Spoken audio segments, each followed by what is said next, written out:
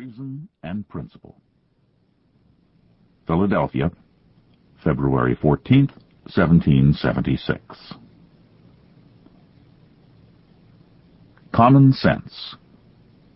Of the origin and design of government in general, with concise remarks on the English Constitution.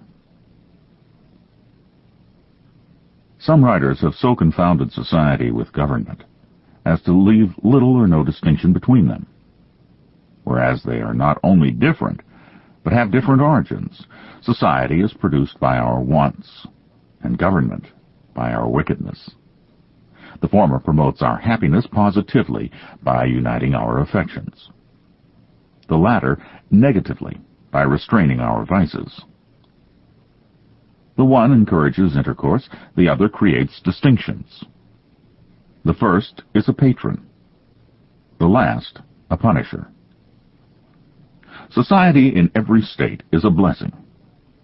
But government, even in its best state, is but a necessary evil.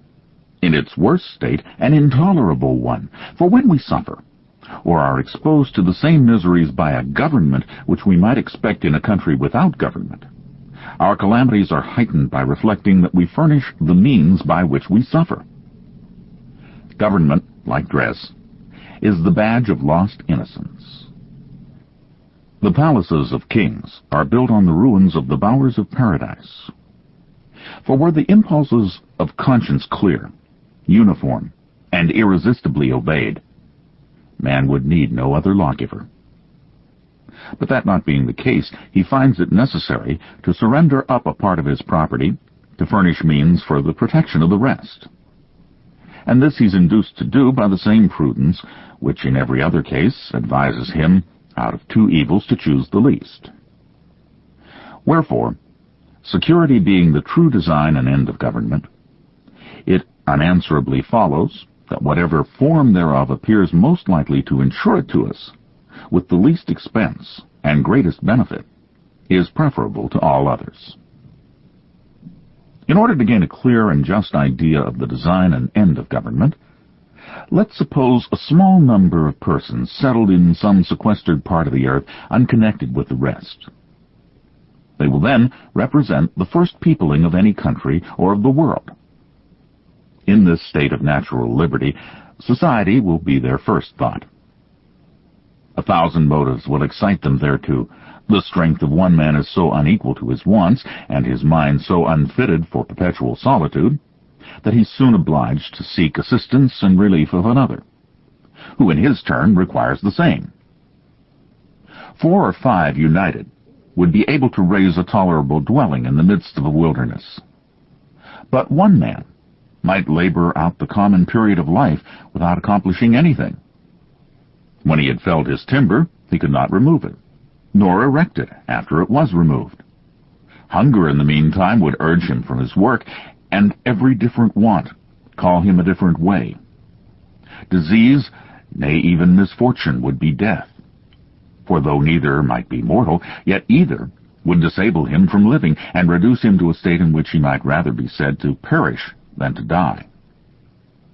Thus necessity, like a gravitating power, would soon form our newly arrived immigrants into society, the reciprocal blessings of which would supersede and render the obligations of law and government unnecessary while they remain perfectly just to each other. But as nothing but heaven is impregnable to vice, it will unavoidably happen that in proportion as they surmount the first difficulties of emigration, which bound them together in a common cause, they'll begin to relax in their duty and attachment to each other. And this remissness will point out the necessity of establishing some form of government to supply the defect of moral virtue. Some convenient tree will afford them a statehouse, under the branches of which the whole colony may assemble to deliberate on public matters. It's more than probable that their first laws will have the title only of regulations, and be enforced by no other penalty than public disesteem. In this first Parliament, every man by natural right will have a seat. But as the colony increases, the public concerns will increase likewise, and the distance at which the members may be separated will render it too inconvenient for all of them to meet on every occasion as at first, when their number was small, their habitations near, and the public concerns few and trifling. This will point out the convenience of their consenting to leave the legislative part to be managed by a select number, chosen from the whole body, who are supposed to have the same concerns at stake which those have who appointed them, and who will act in the same manner as the whole body would act were they present. If the colony continue increasing, it will become necessary to augment the number of the representatives, and that the interest of every part of the colony may be attended to, it will be found best to divide the whole into convenient parts, each part sending its proper number, and that the elected might never form to themselves an interest separate from their electors.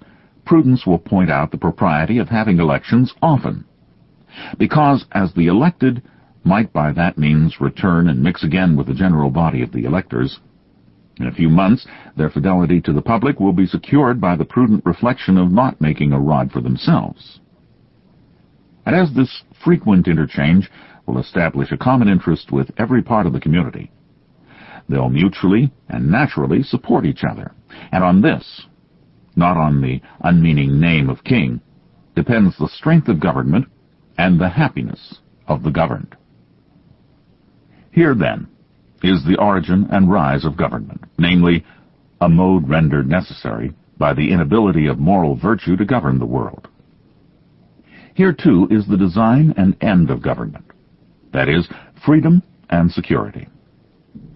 And however our eyes may be dazzled with snow, or our ears deceived by sound, however prejudice may warp our wills, or interest darken our understanding, the simple voice of nature and of reason will say, "It is right." I draw my idea of the form of government from a principle in nature which no art can overturn, which is that the more simple anything is, the less liable it is to be disordered, and the easier repaired when disordered. And with this maxim in view, I offer a few remarks on the so much boasted Constitution of England. That it was noble for the dark and slavish times in which it was erected is granted.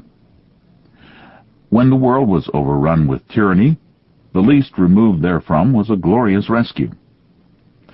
But that it is imperfect, subject to convulsions, and incapable of producing what it seems to promise, is easily demonstrated.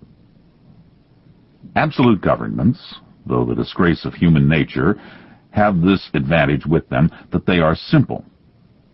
If the people suffer, they know the head from which their suffering springs, know likewise the remedy, and are not bewildered by a variety of causes and cures. But the Constitution of England is so exceedingly complex that the nation may suffer for years together without being able to discover in which part the fault lies. Some will say in one, and some in another, and every political physician will advise a different medicine. I know it's difficult to get over local or long-standing prejudices. Yet if we'll suffer ourselves to examine the component parts of the English Constitution, we'll find them to be the base remains of two ancient tyrannies compounded with some new republican materials. First, the remains of monarchical tyranny in the person of the king. Secondly, the remains of aristocratical tyranny in the persons of the peers. Thirdly, the new republican materials in the persons of the commons on whose virtue depends the freedom of England. The two first, by being hereditary, are independent of the people. Wherefore, in a constitutional sense, they contribute nothing toward the freedom of the state. To say that the Constitution of England is a union of three powers reciprocally checking each other is farcical. Either the words have no meaning, or they are flat contradictions. To say that the Commons is a check upon the king presupposes two things. First, that the king is not to be trusted without being looked after. Or, in other words, that a thirst for absolute power is the natural disease of monarchy. Secondly, that the Commons, by being appointed for that purpose, are either wiser or more worthy of confidence than the Crown. But as the same Constitution which gives the Commons a power to check the king by withholding the supplies, gives afterwards the king a power to check the Commons by empowering him to reject the other bills, it again supposes that the king is wiser than those whom it has already supposed to be wiser than him, a mere absurdity. There's something exceedingly ridiculous in the composition of monarchy. It first excludes a man from the means of information, yet empowers him to act in cases where the highest judgment is required. The state of a king shuts him from the world, yet the business of a king requires him to know it thoroughly. Wherefore the different parts, unnaturally opposing and destroying each other, prove the whole character to be absurd and useless. Some writers have explained the English Constitution thus. The king, they say, is one, the people another. The peers are a house in behalf of the king, the commons in behalf of the people.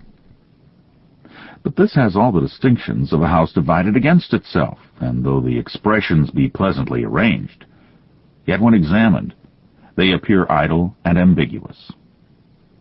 And it will always happen that the nicest construction that words are capable of, when applied to the description of something which either cannot exist or is too incomprehensible to be within the compass of description, will be words of sound only.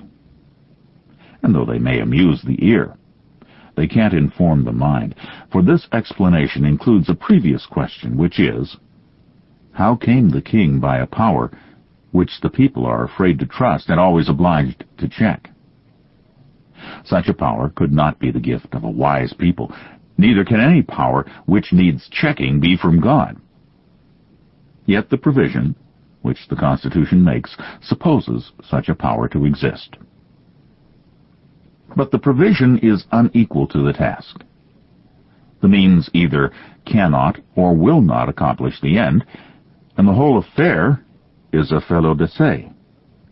For as the greater weight will always carry up the less, and as all the wheels of a machine are put in motion by one, it only remains to know which power in the Constitution has the most weight, for that will govern. And though the others or part of them may clog, or as the phrase is, check the rapidity of its motion, yet so long as they can't stop it, their endeavors will be ineffectual. The first moving power will at last have its way, and what it wants in speed is supplied by time. That the Crown is this overbearing part in the English Constitution needs not be mentioned, and that it derives its whole consequence merely from being the giver of places and pensions is self-evident. Wherefore, though we have been wise enough to shut and lock a door against absolute monarchy, we at the same time have been foolish enough to put the Crown in possession of the key. The prejudice of Englishmen in favor of their own government by king, lords, and commons arises as much or more from national pride than reason. Individuals are undoubtedly safer in England than in some other countries.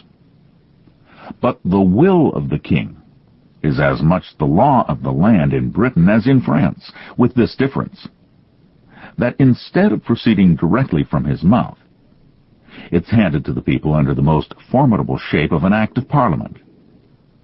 For the fate of Charles I has only made kings more subtle, not more just. Wherefore, laying aside all national pride and prejudice in favor of modes and forms, the plain truth is that it's wholly owing to the Constitution of the people, and not to the Constitution of the government, that the Crown is not as oppressive in England as it is in Turkey. An inquiry into the constitutional errors in the English form of government is at this time highly necessary. For as we are never in a proper condition of doing justice to others while we continue under the influence of some leading partiality, so neither are we capable of doing it to ourselves while we remain fettered by any obstinate prejudice. And as a man who is attached to a prostitute is unfitted to choose or judge of a wife, so any prepossession in favor of a rotten constitution of government will disable us from discerning a good one. Of Monarchy and hereditary succession.